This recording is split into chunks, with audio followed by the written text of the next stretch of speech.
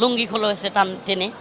এরপরে যেটা করছে মেয়েদেরকে দিয়ে আমাকে জড়াইয়া ধরছে। উলামায়ে কেরামদেরকে এই আবু জাহেলের বেদাত্তারা জেলের ভিতরে বন্দী কইরা নিয়া শুধু রিমান্ডে এমন নাই, তাদের কাপড়গুলো খোলা হয়েছিল।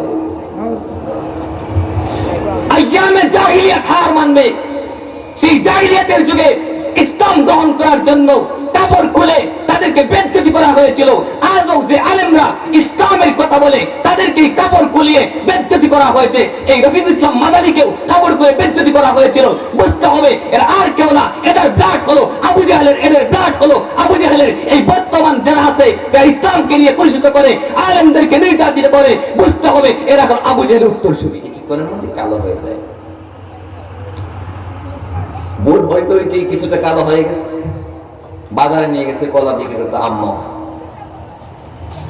নিয়ে গেছে যখন কলা বিক্রি করবে, রোডের পাশে গাড়ি এদিক থেকে সেদিকে যায়, দোলা বালু কলার মধ্যে পড়ে। অবস্থা কি হয়েছে আপনারা বলেন তো দেখি। কলাটার কলা হয়েছে, পানি পয়ড়া নিচ দিয়ে এখন মোটা মোটা ডেইনের মাছিগুলো এসে বসছে।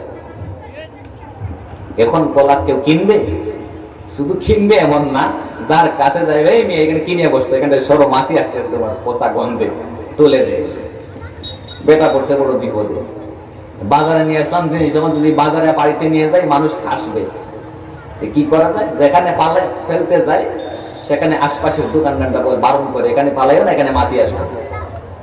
না পারে ফালাইতে, না পারে নিতে, পড়ছে বিপদ। তখন মাথায় হাত দিতে গান গায়, আসনি কেউ কলার খরিদ্দার, কলার পিছনে আছে রিস্কা ভাড়া পুরস্কার।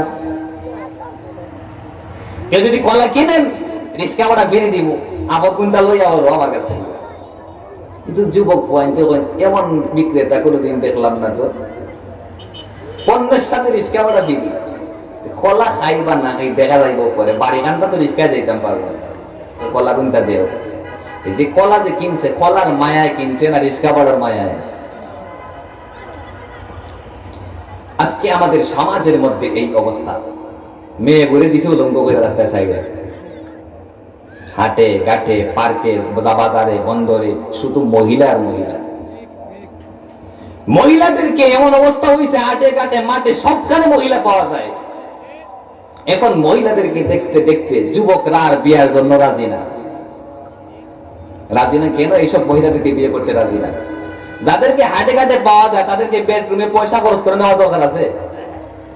যুবকরা দেখে হাটে ঘাটে মাঠে সবখানে নারী পাওয়া যায়, এজন্য আর ভালো নারী মাঠে ঘাটে পাওয়া যায়, বিয়ে করতে রাজি না। এখন এই ফসা কলা লয়ে যেমনে পড়ছিল বিপদ বেটা, এইভাবে বিপদ পড়ছে মা বাপ ফসা পড়িলি। বিক্রি করবে কেমনে? এখন নিতে চায় না। এখন উকিলকে দিয়া এই গান গাওয়ায়, আসনি আমার মেয়ে খরিদ্দার, মেয়ের পিছনে আছে পালসার হুন্ডা পুরস্কার। আসনি আমার মেয়ের খরিদ্দার, মেয়ের পিছনে আছে ফিল্ম টিভি সবকিছু পুরস্কার। যুবক হলে কয় যে আমাদের মেয়ের দরকার নেই, আমার হুন্ডা কান্তা দরকার, আমার যৌতুকের টাকা দরকার। মেয়েদেরকে বিয়ে করে হে তার কুন্ডালিয়া ও দাও। মেয়ের বাপুজোর বাড়ি দৌড়, খালি তাবিজোর দৌড়। এটার লাগি দায়ী খে অকারনা ফি বুয়ুতিকুন্না ওয়ালা তাবাররাজনা তাবাররুজাল জাহিলিয়াতিল উলা। ও মুসলমানের নারীরা, ঘরের মধ্যে থাকো, তোমাদের রক্ত কবজ হলো গোর। নারীদেরকে ইসলাম সম্মানিত করেছে, শুধু সম্মানিত করে নাই, নারীদেরকে, নারীরা কিন্তু ইসলামের দিক দিয়ে পুরুষের থেকে আগাল। ইসলামের স্বর্ণযুগ আসার আগে আপনার ইতিহাস খুলে দেখুন। হযরত সুমাইয়া রাদিয়াল্লাহু তাআলা আনহা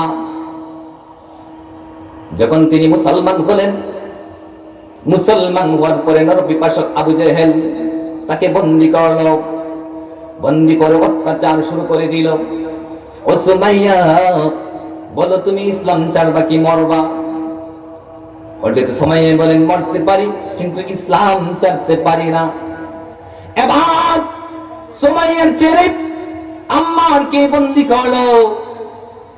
আম্মারকে যখন মায়ের সামনে যখন সন্তানকে পিটানো শুরু করলো, ভাবছে মনে হয় মায়ের সামনে সন্তানকে পিটাইলে মা ইসলাম থেকে সরে যাবেন, কিন্তু না না, তিনি একটু পরিমাণ সরেন নাই।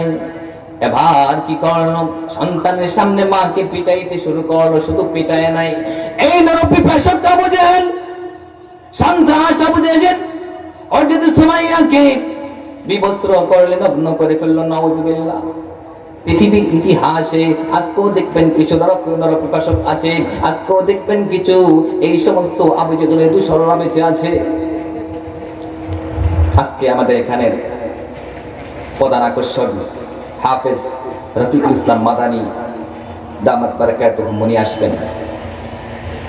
ওনাকে জিজ্ঞেস করে দেখেন, আমার কথা বিশ্বাস না বলে লুঙ্গি খোলা হয়েছে টান টেনে। এরপরে যেটা করছে, মেয়েদেরকে দিয়ে আমাকে জড়াইয়া ধরছে, পুরো একটা কবরের মতো কবর। আমি নিজে ছিলাম, আমি চিৎকার শুনেছি আশপাশ থেকে অনেক ভাইদের। মানে একটা কবর যতটুকু হয়, কবর মানুষকে যেখানে দাফন করা হয় সেটার পরিমাণ। এখানেই বাথরুম, এখানেই খাওয়া, এখানেই সব। উলামায়ে কেরামদেরকে এই আবু জেহেলের প্রেতাত্মারা জেলের ভিতরে বন্দী কইরা নিয়া শুধু রিমান্ডে এমন নাই, তাদের কাপড়গুলো খোলা হয়েছিল। আইয়ামে জাহিলিয়াত হার মানবে, সেই জাহিলিয়াতের যুগে ইসলাম গ্রহণ করার জন্য কাপড় খুলে তাদেরকে বেজ্জতি করা হয়েছিল। আজও যে আলেমরা ইসলামের কথা বলে তাদেরকে কাপড় খুলিয়ে বেজ্জতি করা হয়েছে। এই রফিকুল ইসলাম মাদানীকেও কাপড় খুলে বেজ্জতি করা হয়েছিল। বুঝতে হবে এরা আর কেউ না, এদের ব্লাড হলো আবু জেহেলের, এদের ব্লাড হলো আবু জেহেলের। এই বর্তমান যারা আছে, যারা ইসলামকে নিয়ে কলুষিত করে, আলেমদেরকে নির্যাতিত করে, বুঝতে হবে এরা এখন আবু জেহেলের উত্তরসূরি।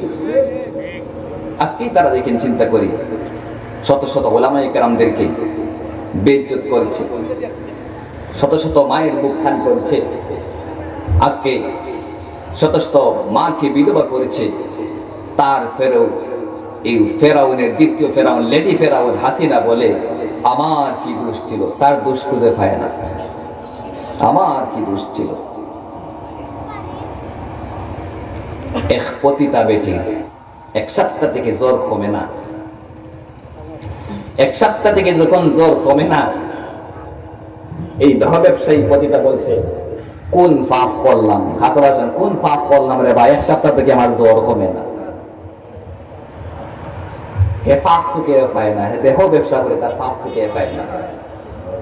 তো আমরা লেডি ফেরাউনে কই আমার কি দোষ ছিল, কোনো দোষ নাই। ব্যস্ত থেকে টপ করে বাংলাদেশে পড়ছেন, তাই ব্যস্ত থেকে বাগিয়ে আইছেন, তাই শাপলা চত্বর এত সব ঘমন্ত আলেমদেরকে জিব্রাইল হত্যা করছিল।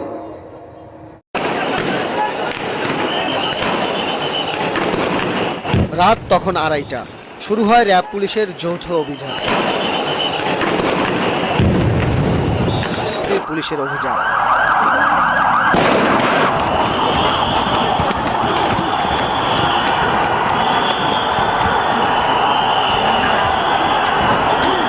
শাপলা চত্বর পর্যন্ত পুলিশের পৌঁছতে সময় লেগেছে মাত্র 10 মিনিট।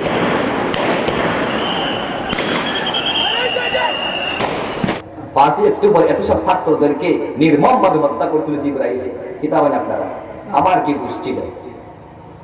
বুঝতে হবে এই সমস্ত সন্ত্রাসদেরকে যারা সাপোর্ট করে, যারা মদত করে, বুঝতে হবে এই এদের রক্ত ফেরাউন তথা নমরুদ তথা এই আবু জেহেলের প্রেতাত্মারা, এর আবু জেহেলের সাথে এর বংশের কানেকশন আছে। এদের দোষ পায় না। যারা স্পষ্ট সরাসরি ভাবে এই আয়নাগর দেখলে শুনলে এখনো কলজা কেঁপে উঠে, নিরহ মুসলমানদেরকে বছরের পর বছর এই সমস্ত কুটির মধ্যে রেখে রেখে নির্যাতন করা হয়েছে। এই সমস্ত বৈষম্য দূর করার জন্য যুগে যুগে তাজা প্রাণ উৎসর্গ করে দিয়ে এই পর্যন্ত আমাদের কাছে ইসলাম এসেছে।